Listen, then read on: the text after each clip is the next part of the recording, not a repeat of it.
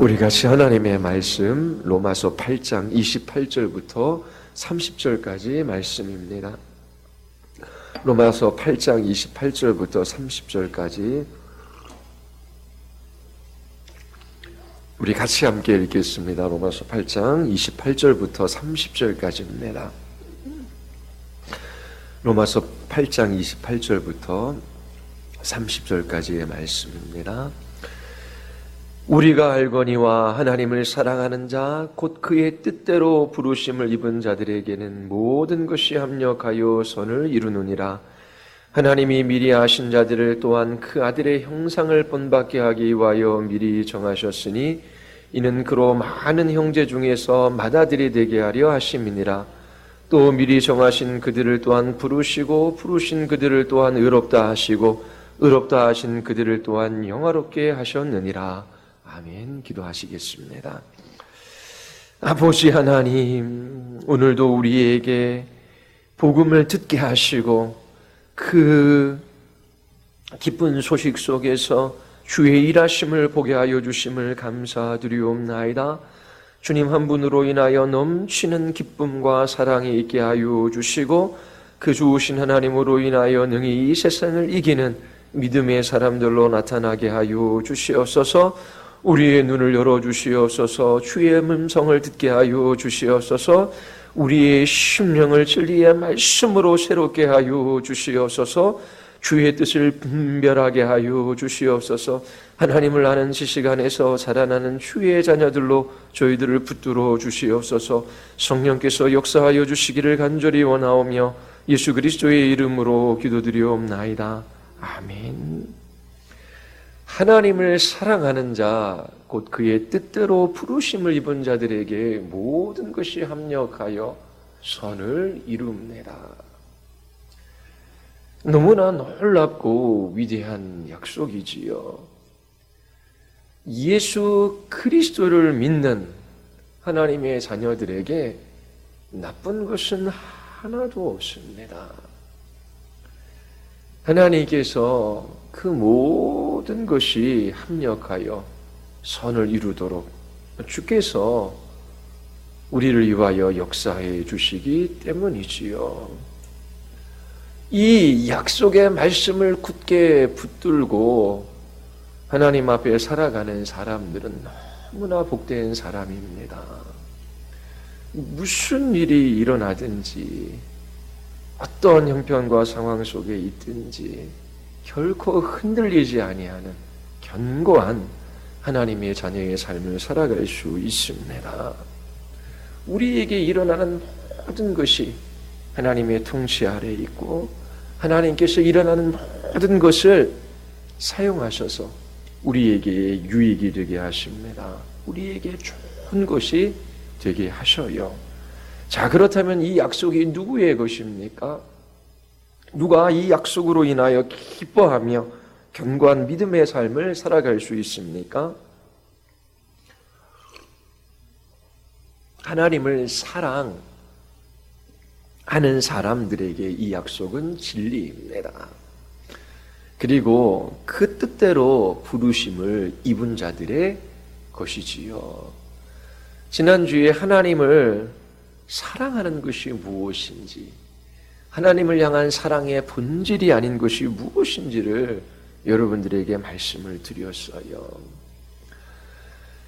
예수님을 믿고 구원받았지만 우리들에게도 고난이 있어요. 고통이 있고 탄식이 있지요. 우리가 소망으로 구원을 받았어요. 그런데 그 소망은 사람들의 눈에 보이는 것이 아닙니다. 우리는 하나님의 나라에 소망을 두고 살아가고 있어요. 예수님을 믿고 건강하고 부유하고 그리고 하는 일마다 다 잘 되는 삶을 살아간다면 사람들의 눈에 보이는 것들이지요. 그런데 나는 예수님을 믿고 건강하고 번영하고 성공하고 하는 일마다 잘 된다라고 해서 그래서 예수님 믿는 거야. 거기에 나의 소망이 있어. 이런 소망으로 우리가 구원을 받은 것이 아니지요. 보이는 소망이 아닙니다. 그래서 사람들은 예수님 믿는 사람들에게 있는 고난과 환난으로 인하여 의아하게 여기지요. 아니, 하나님이 살아계시다면 어떻게 저런 일들이 일어날 수 있을까? 교회 다니는 사람들도 그렇게 생각할 수 있어요. 그러나 이 땅에서 일어날 수 있는 모든 일들이 그리스도인들에게도 일어날 수 있습니다. 이 세상은 하나님의 심판으로 인하여 그렇게 모든 피조물들이 탄식하는 세상입니다. 이 세상은 천국이 아니에요. 하나님께서 이처럼 타락한 세상 속에 우리를 부르셔서 주님이 주신 그 사명을 따라 살아가게 하셨습니다. 우리의 소망은 이 세상에 있는 것이 아니라 하나님의 나라에 있어요. 그런데 하나님께서 우리에게 일어나는 모든 일들을 통치하셔서 우리에게 좋은 것이 되게 해주시겠다, 우리에게 유익한 것이 되게 해주시겠다라고 약속해 주셨어요. 하나님을 사랑하는 사람들에게 주신 약속이지요. 하나님을 향한 사랑의 본질이 아닌 것 세 가지를 여러분들에게 말씀을 드렸어요. 종교인들처럼, 이방 종교인들처럼 자신들에게 신에게 무엇인가를 바침으로, 드림으로 그렇게 나는 신을 사랑한다라고 말하는 것, 그것이 사랑의 본질이 아닙니다. 하나님, 저는 이처럼 하나님께 헌금합니다. 하나님께 봉사합니다. 하나님의 말씀을 따라 이렇게 살아갑니다. 그러면서 하나님께 무엇인가를 드리는 것, 그것을 사랑의 본질이라고 말할 수는 없습니다. 하나님을 사랑하면 그렇게 하나님 앞에 그 신앙을 표현하게 되지요. 물질이 있습니다. 돈이 있어요. 그리고 하나님이 계셔요. 자, 물질과 하나님을 겸하여 섬길 수 없다라고 말씀하셨습니다.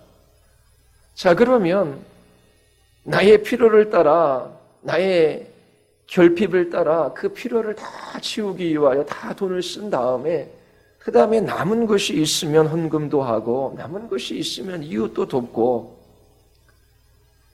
그렇게 하나님께서 살아가라 말씀하시지 않으셨어요. 땀 흘려 열심히 일하고 그리고 그 일한 곳으로 그렇게 구제하며 살아가도록 부르신 것이지요. 물론 하나님이 우리에게 주신 그 모든 물질을 다 가난한 사람에게 나눠주라고 하는 것은 아니지요. 하나님 앞에 그 물질을 가지고 우리는 예배할 수 있습니다. 하나님, 저에게 정말 소중한 분은 하나님이지 이 물질이 아닙니다.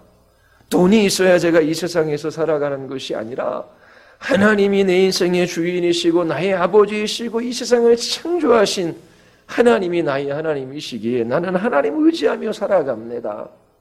하나님, 이 땀 흘려 번 돈 중, 하나님께서 주신 이 모든 좋은 것들 중 하나님, 내 신앙을, 하나님, 나의 신앙의 고백을 이 물질에 담아 하나님 앞에 헌금합니다.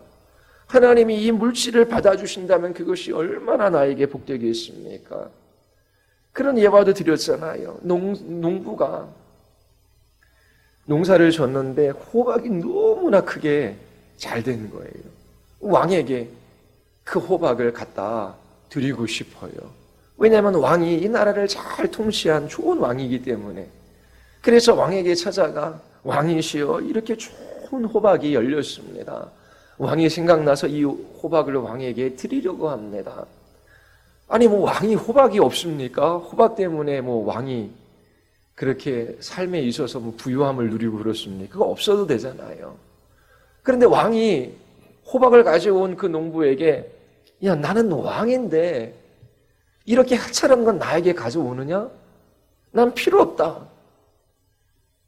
그러면 그 왕은 그 농부의 마음을 알아주는 것이 아니지요. 실제적으로 그 호박이 왕에게 무슨 필요가 있겠습니까? 나라 전체가 왕의 것인데요. 그런데 기쁘게 그 호박을 받고 그 호박 농사 지은 그 옆에 있는 땅도 그 나라의 땅인데 그 농사 짓는 사람에게 줘요. 옆에 있는 신하가, 아니 호박을 갖다 바쳤는데 이렇게 많은 땅을 주다니, 그래서 아주 좋은 말을 왕에게 바쳐요. 그런데 왕이 그 마음을 알아요. 그래서 왕이 그에게 아무것도 주지 않습니다. 왕에게 호박이 필요한 것이 아니잖아요. 그렇죠? 하나님이 여러분들의 헌금을 필요로 하십니까? 여러분들의 섬김과 봉사를 필요로 하십니까? 우리가 없어도 하나님은 하나님의 일을 하실 수 있어요. 그런데 하나님을 향한 그 사랑의 마음을 보기를 원하시는 것이지요. 정말 돈을 의지하느냐, 돈을 사랑하느냐, 아니면 하나님을 의지하고 하나님을 사랑하느냐, 자기도 잘 모를 때가 있어요. 그래서 하나님께서 고난을 통하여 그가 가지고 있는 믿음이 어떤 믿음인지를 스스로 보게 하시는 때가 있는 것이지요. 그런데 하나님, 정말 저는 이 물질이 아니라 하나님을 의지합니다. 그러면서 그렇게 하나님 앞에 헌금할 수 있어요. 그런데 하나님은 무엇인가 부족하신 분이 아니잖아요. 내가 하나님의 필요를 채워드리고, 그리고 하나님께서 나에게 무엇인가 좋은 것을 주시는 것, 그것은 기독교 신앙도 아니고 하나님을 향한 사랑도 아니에요. 그래서 하나님을 향한 사랑의 본질은, 하나님, 제가 이거 드리고 저것도 드리고 내가 이 일도 하고 저 일도 했습니다. 사랑의 결과로 그런 일들이 일어나지만 그건 사랑의 본질은 아니라고 하는 것이지요. 그러면 하나님을 향한 사랑은 하나님께 무엇인가 드리는 것보다 하나님께서 우리에게 주시는 그것과 관련되어져 있어요. 그래서 하나님이 우리에게 선물을 주시는데 그 선물을 기뻐하는 것, 하나님께서 우리의 죄를 용서해 주시고 우리를 의롭게 하시고, 그리고 하나님께서 그 능력의 손으로 우리를 붙들어 주시고 하나님께서 우리를 천국으로 인도해 주신대요. 그러면 죄 용서하심도 의롭게 하심도 그리고 우리를 천국으로 가게 하신다라고 하는 그 약속도 다 우리에게 좋은 선물이잖아요. 그런데 이 선물을 하나님보다 더 기뻐하는 것, 그것도 사랑의 본질이 아니잖아요. 하나님께서 두려워하지 마라, 염려하지 마라, 내가 너와 함께 할 것이다, 내가 너를 떠나지 않을 것이다, 나의 의로운 손으로 너를 붙들어 주실 거다. 그 약속의 말씀을 즐거워해요, 기뻐해요. 왜냐하면 두려움을 떨쳐버리기 위하여. 그런데 그것도 하나님이 주시는 선물을 기뻐하는 것이지, 그 선물을 통하여 하나님께로 나아가는 신앙이 아닐 수도 있다라고 하는 거예요. 부족처럼 연말에 성경 구절 하나 뽑아서 좋은 글귀, 하나님이 너와 함께 하신다, 하나님께서 너를 도와주신다, 그러면 그거 그냥 마음에 부적처럼 꼭 붙이고 하나님이 나를 도와주신대, 그게 하나님을 향한 사랑의 본질이 아닐 수 있다라고 하는 거예요. 왜냐하면 내 인생의 두려움도 염려도 문제가 없는 그 선물 자체가 좋기 때문에 그런 것이지요.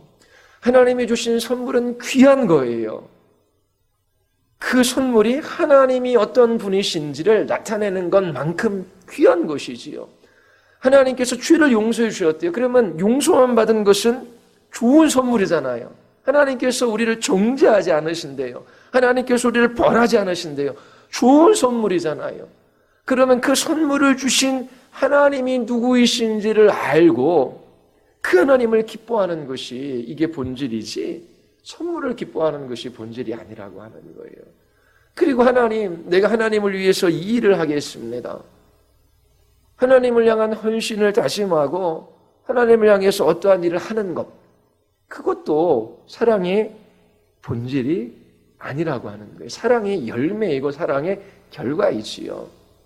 하나님께서 예수님께서 베드로에게 내가 나를 사랑하느냐, 사랑한다라고 고백했을 때 내 양을 쳐라. 그러면 그렇게 영혼들을 돌보는 그 일을 주님을 사랑해서 하는 것이지, 영혼들을 돌보고 선교사로 나아가고 어떤 일에 헌신하는 것 자체가 사랑의 본질은 아니고 사랑의 열매일 수는 있는 것입니다. 여러분들에게 말씀드렸죠. 왜 사랑의 본질과 본질이 아닌 것을 구분하는 것이 중요하다? 위선자가 나타날 수 있기 때문에 그래요.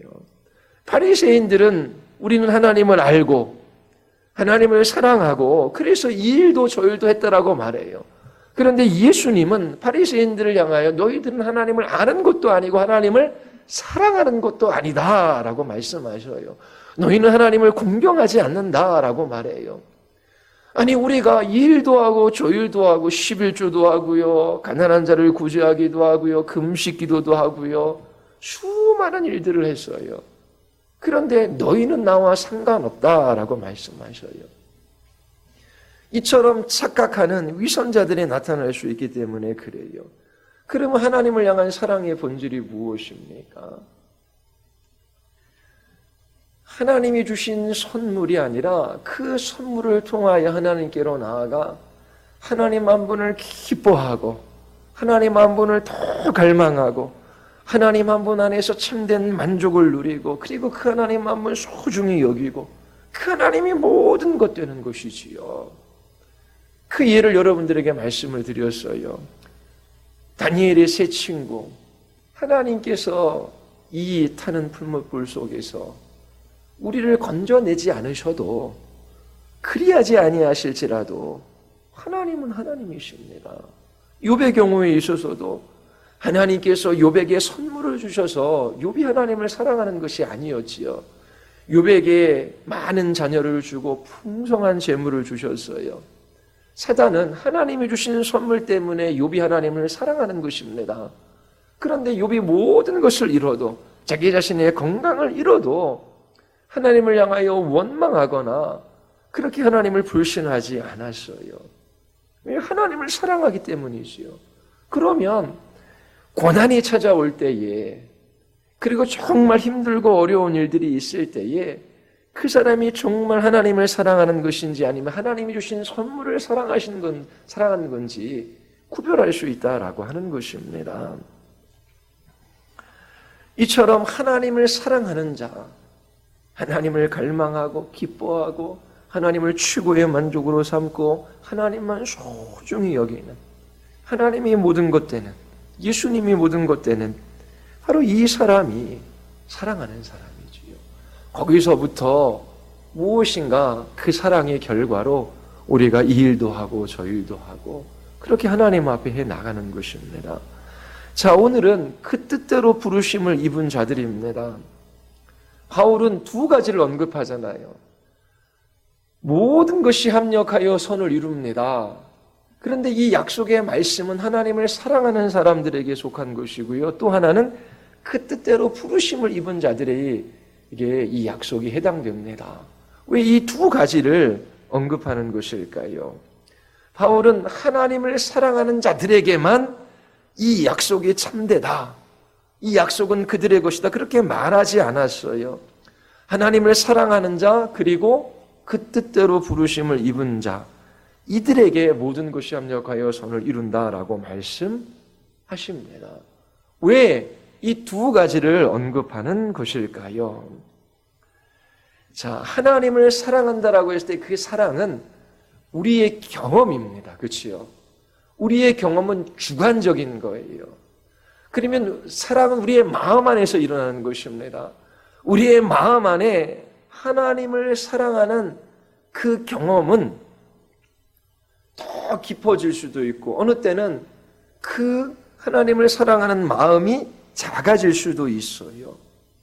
그래서 이 위대한 약속을 우리의 마음 안에서 일어나는 경험에만 둔다면 우리는 이 약속이 나의 것이다 라고 그렇게 확신하지 못하고 흔들릴 수 있기 때문에 그래요. 우리의 마음이 죄로 인하여 굳어져요. 하나님이 날 사랑하시지 않는 것 같고 나도 하나님을 향한 그 사랑을 잃어버린 것 같아요. 그런데 하나님을 사랑하는 자들에게만 이 약속이 참되다. 그러면 내 마음이 굳어서 어떠한 정서도 없어요. 그때에 이 약속의 말씀이 나의 것이 아닌 것처럼 다가오는 것이지요.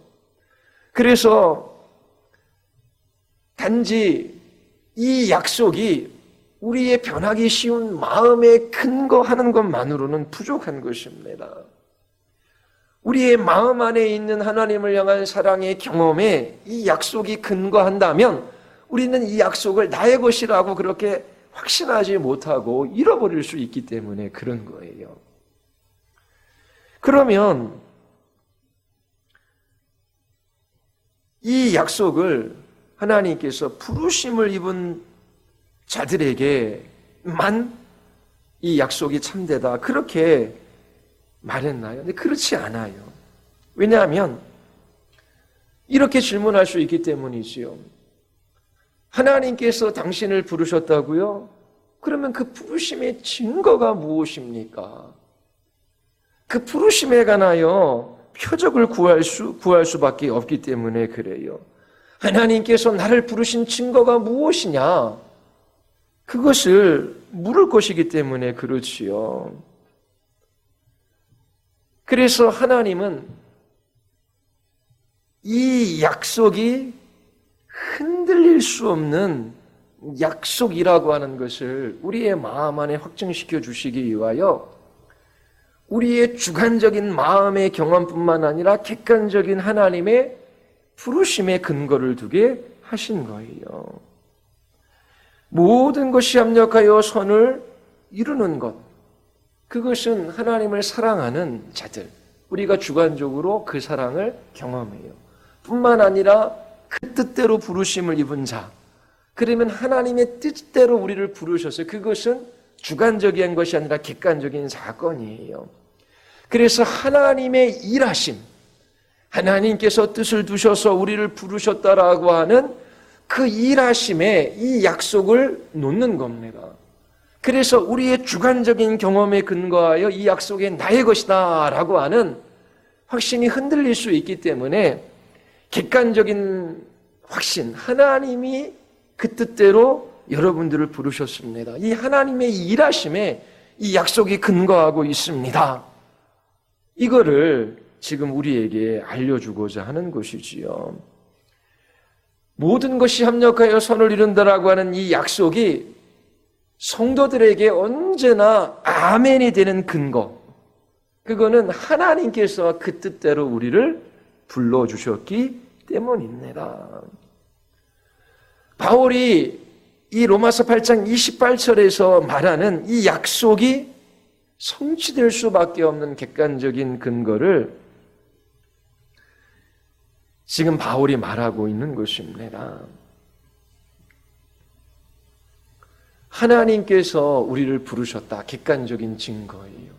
그리고 우리 안에 하나님을 향한 사랑이 있다라고 하는 것은 하나님께서 우리를 부르셨다라고 하는 증거가 됩니다. 하나님이 우리를 부르시면 우리 안에 하나님의 사랑이 부음받아요. 그래서 그 하나님을 향한 사랑이 우리 안에 나타나게 되는 것이지요. 두 가지는 분리될 수 없는 것이지요. 그런데 단지 하나님을 사랑하는 자들에게만 그 주관적인 정서에 이 약속의 근거가 있는 것이 아니라 하나님께서 그 뜻대로 우리를 부르셨다라고 하는 이 객관적인 사실, 하나님의 일하심에 이 근거를 두므로 우리는 이 약속을 확신하며 굳게 붙들고 믿음의 삶을 살아갈 수 있게 되는 것입니다. 우리의 사랑은 주관적이고 하나님의 부르심은 객관적이에요. 사랑은 우리가 하는 것이고 부르심은 하나님께서 하시는 일입니다. 하나님께서 우리를 불러주셨기 때문에 우리가 하나님을 사랑하게 되는 것이지요. 부르심이 원인이고 사랑이 결과로 나타나는 것입니다. 이처럼 하나님께서 당신의 뜻을 따라 우리를 부르신 것은 모든 것이 합력하여 선을 이룬다라고 하는 이 약속의 견고한 근거가 되는 것입니다. 그래서 우리는 이 약속을 믿을 수 있어요. 그리고 이 약속에서 떨어져 나가지 않는 것이지요. 모든 것이 합력하여 선을 이룬다라고 하는 이 약속이 우리에게 달린 것이 아니에요. 하나님께 달려있다라고 하는 것입니다.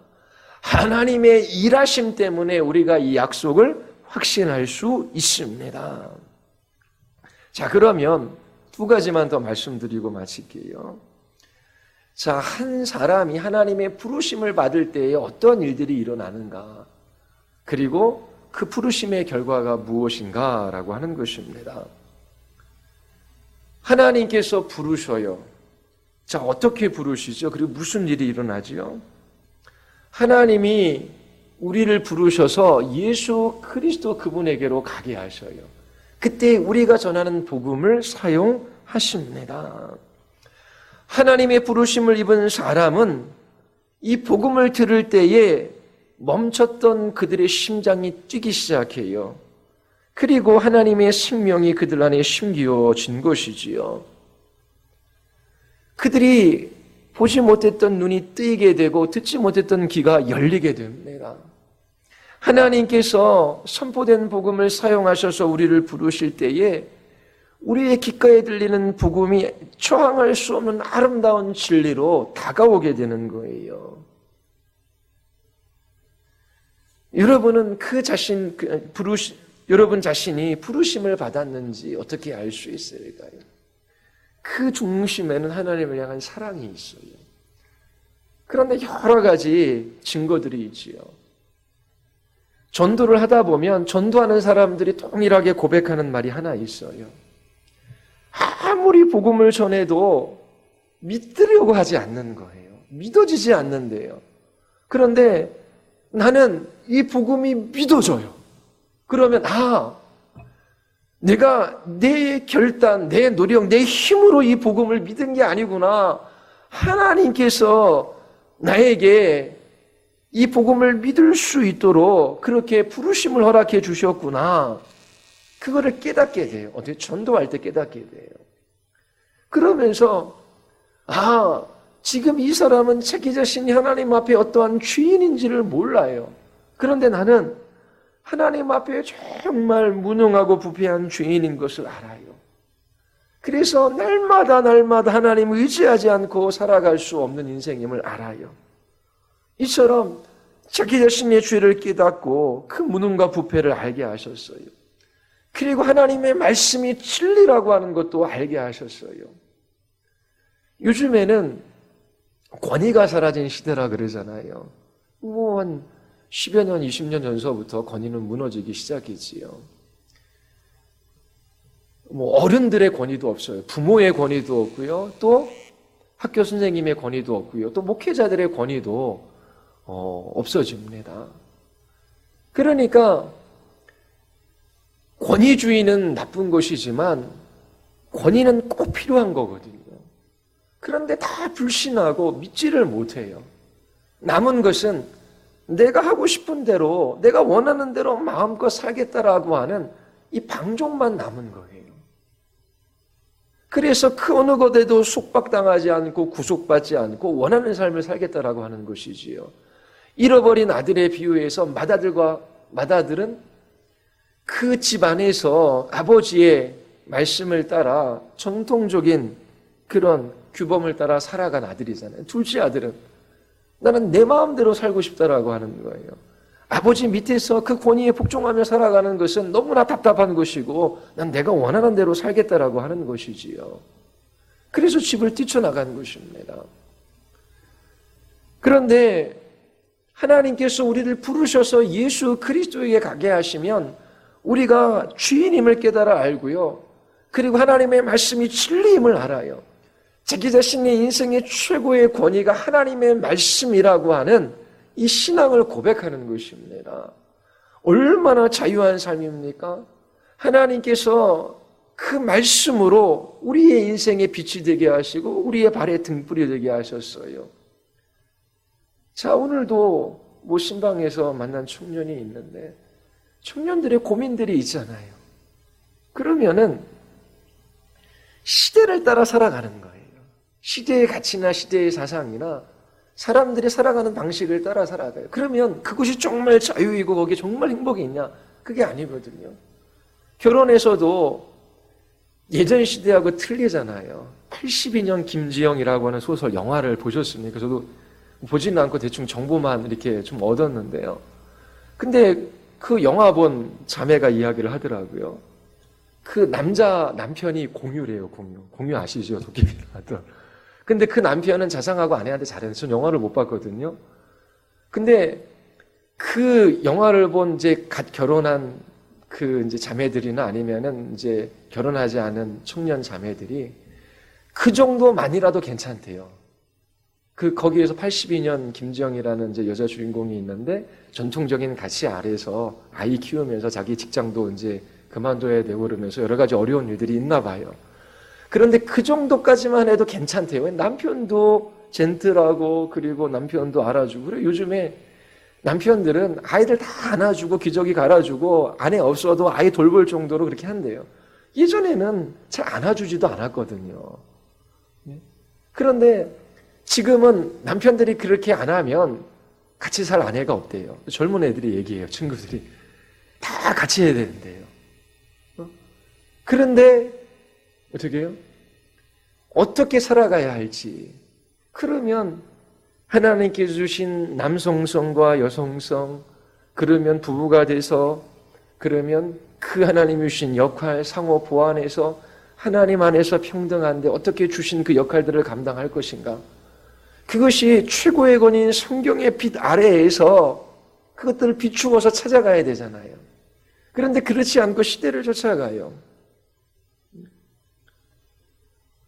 맞벌이에서 아이들 학원 보내서 그래서 공부시키고 그 학원비 보내기 위하여 취직하는 아내들도 많고요.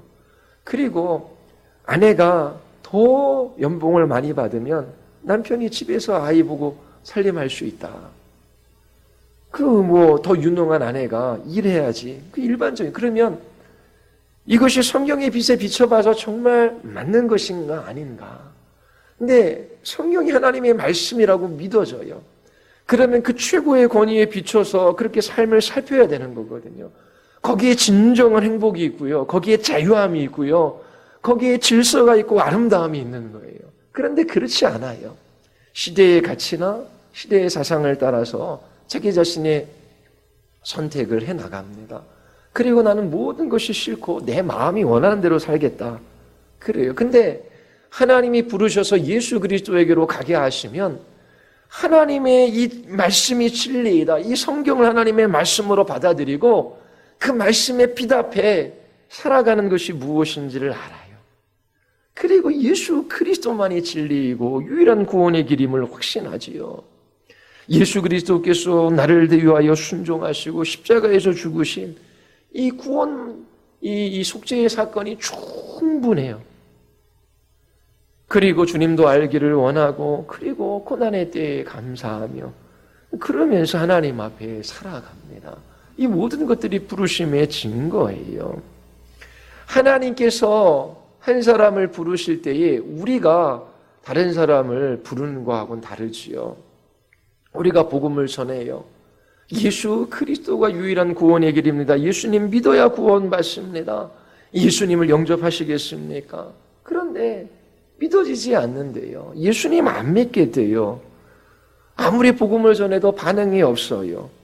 그건 우리가 부르는 거거든요. 그 사람을요.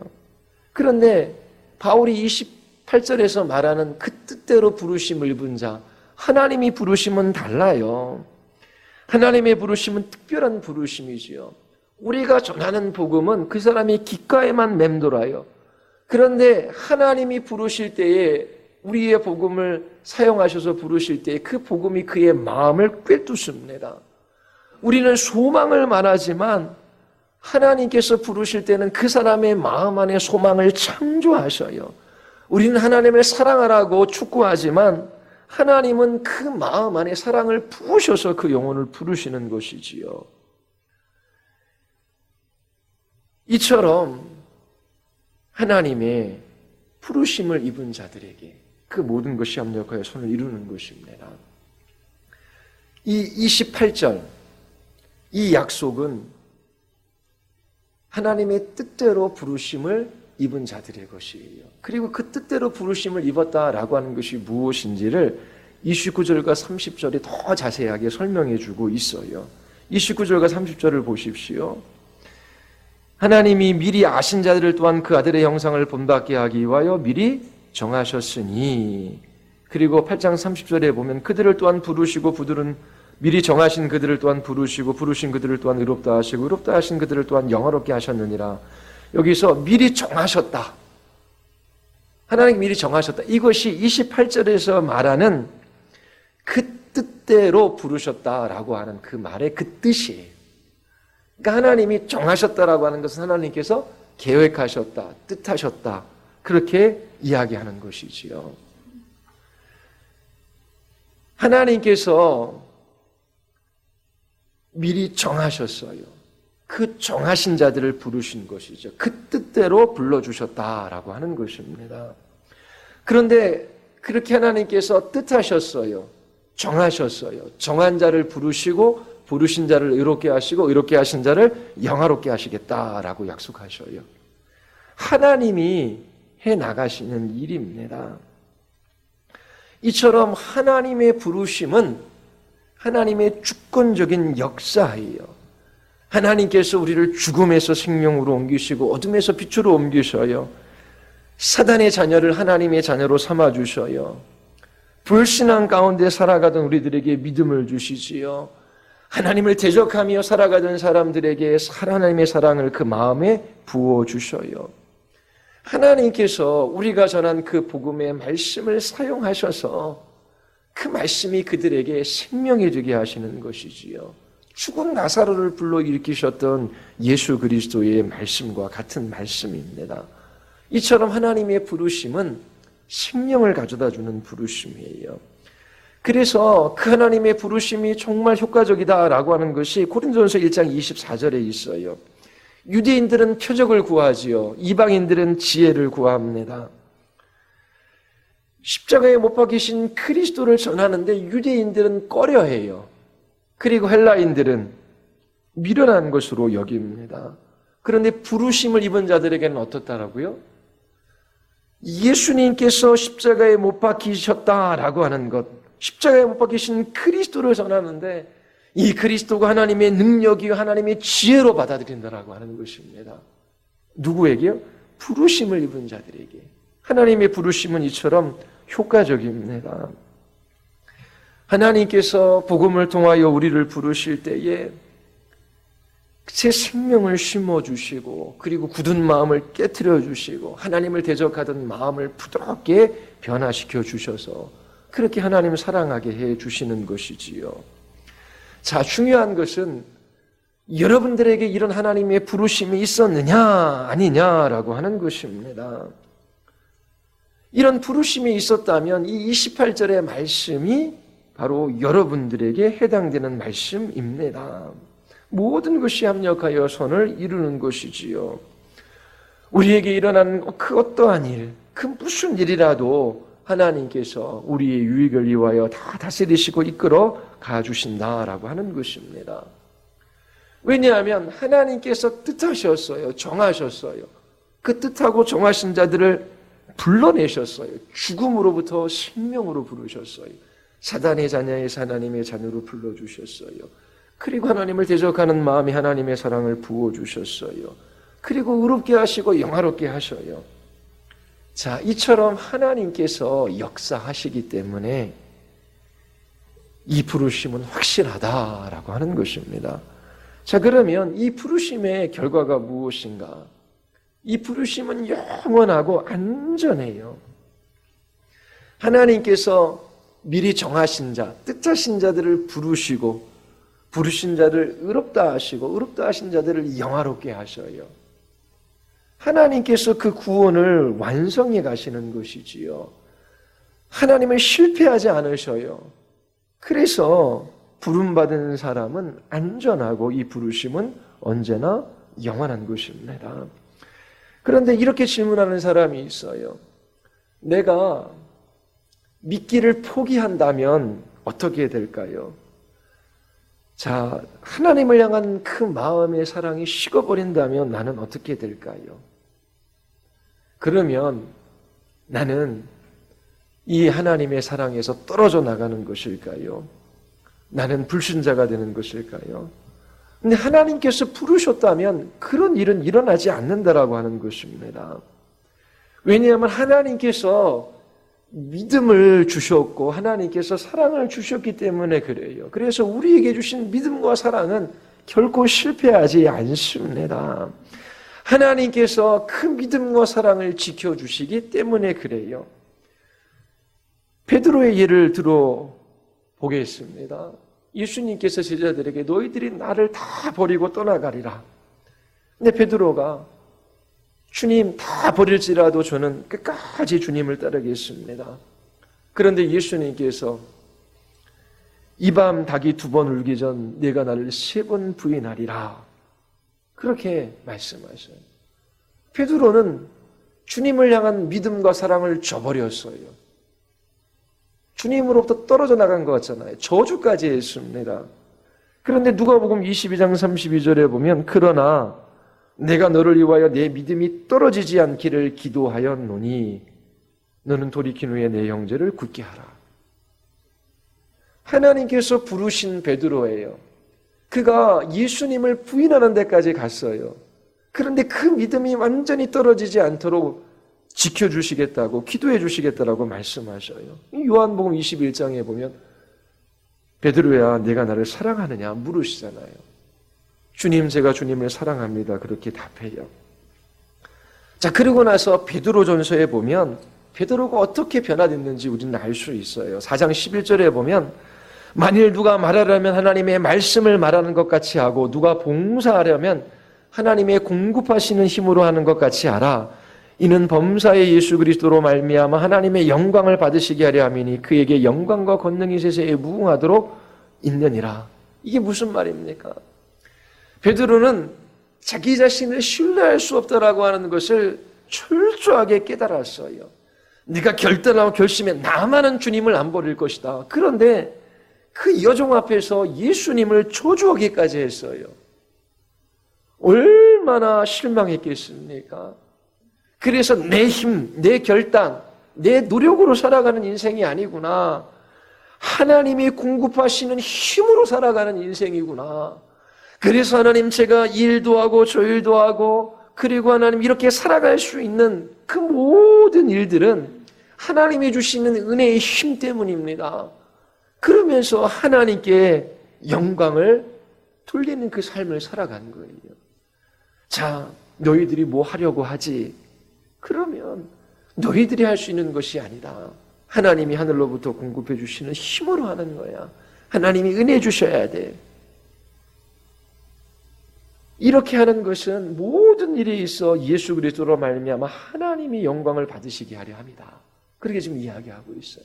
베드로는 여러 번의 실패를 통하여 야, 이게 내 힘으로 살아갈 수 있는 것이 아니구나. 하나님이 은혜 주시고 힘 주셔야 되는구나. 그러면서 자기 자신을 철저하게 부인하고 예수 그리스도를 붙드는 것이지요. 그처럼 변화된 이 삶을 살아가게 된 거예요.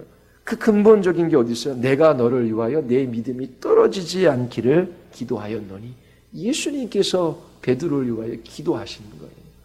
그래서 그 믿음에서 떨어져 나가지 않는 것입니다.